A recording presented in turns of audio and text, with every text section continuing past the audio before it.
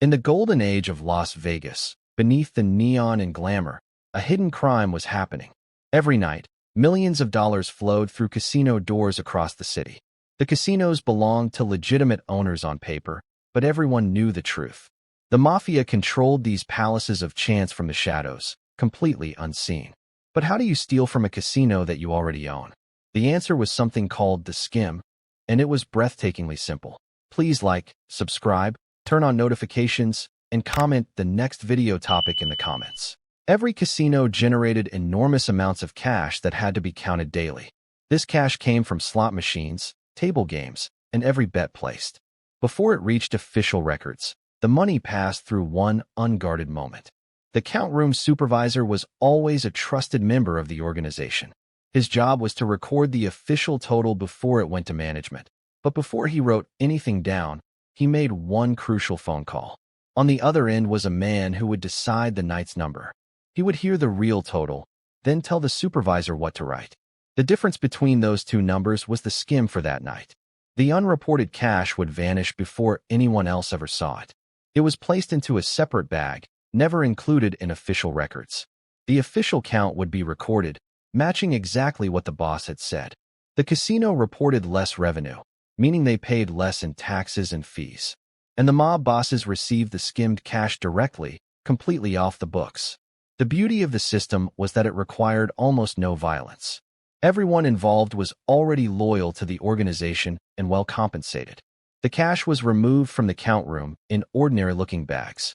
It was handed to a courier, usually in a parking garage or loading dock. The courier would drive to the airport immediately, never stopping or deviating. Private planes waited on distant tarmacs, engines already running for immediate departure. The cash flew to Kansas City, Chicago, Detroit, or wherever the bosses lived. By morning, the money would be in the hands of mafia leadership. Meanwhile, back in Vegas, the official books showed only the smaller reported total. Tax authorities, gaming regulators, and investors all saw the same false number. The system worked flawlessly for years because it was invisible by design. There were no marked bills, no bank transfers, no electronic trails to follow. Just cash, counted wrong on purpose, and flown away in the night. The operation touched 4 major casinos simultaneously: the Stardust, Fremont, Tropicana, and Marina. Each casino had its own designated courier, its own flight schedule, its own boss. But the method was identical at every location, refined to mechanical precision. The bosses in the Midwest received weekly shipments like clockwork for decades. Estimates suggest the mob skimmed anywhere from $50 to over $100 million. The true total will never be known because the records never existed. But the operation's downfall began not with detectives, but with wiretaps. The FBI had been watching Kansas City mob activity for unrelated investigations. They intercepted phone conversations that mentioned the suitcase and the count repeatedly. Agents began connecting the dots between casino employees and organized crime figures. Surveillance teams photographed couriers leaving casinos with bags in the middle of the night. They tracked the private planes and documented landing patterns in Chicago and Kansas City. The FBI built their case slowly, methodically, gathering evidence over several years. In the late 1970s, they finally had enough to move. Federal agents raided casino count rooms simultaneously across Las Vegas one morning. They seized ledgers, counting equipment, and most importantly, witnesses who started talking. The Skim trials became some of the largest organized crime prosecutions in American history. Casino executives, count room supervisors, couriers, and mob bosses all faced federal charges.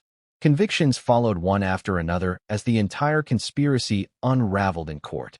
Many defendants received sentences of 10 to 20 years in federal prison. The Chicago outfit, Kansas City family, and Detroit partnership all saw leadership imprisoned. The Skim trials effectively ended the mafia's golden age in Las Vegas. Corporate ownership replaced mob control, bringing legitimacy, but also ending an era. The Skim itself was surprisingly simple, just one phone call and one lie. But it required something much harder to achieve: absolute loyalty and total silence. For over 20 years, hundreds of people kept the secret perfectly.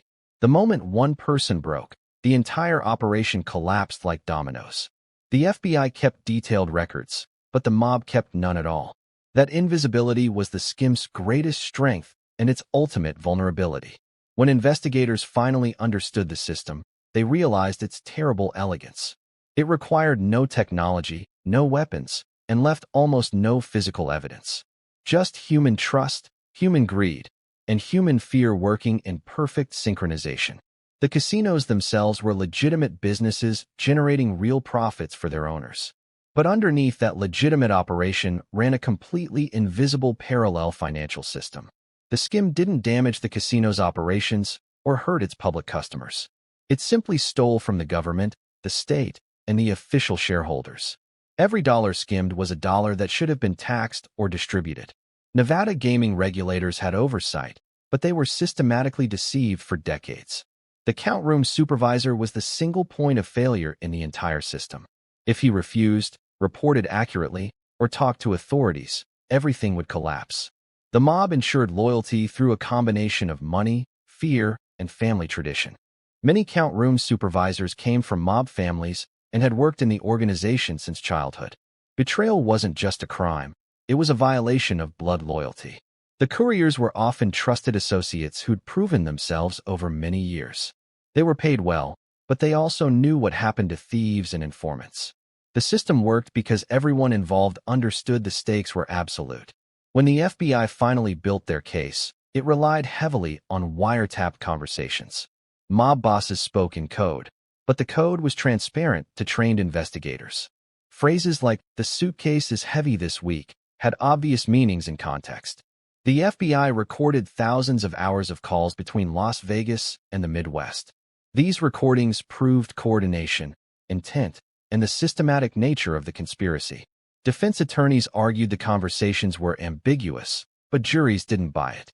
The pattern was too clear, too consistent, and too profitable to be coincidental. Some defendants took plea deals and testified against their former bosses in exchange for reduced sentences. Their testimony provided the insider details that made the prosecution's case overwhelming. The convictions marked the end of an era in American organized crime. The mob would never again control a major American industry so completely. Gaming corporations brought regulation, transparency, and public ownership to Las Vegas. The days of cash-filled suitcases flying to Kansas City were permanently over. But for over 20 years, the Skim was the most profitable invisible crime in America. It required no violence, no breaking and entering, no elaborate technology. Just one trusted man, one phone call, and one carefully written lie. And for 2 decades, that simple system generated a fortune in untraceable cash. The Skim story reveals how the best crimes aren't the most complex. They're the ones that hide in plain sight, disguised as ordinary business operations.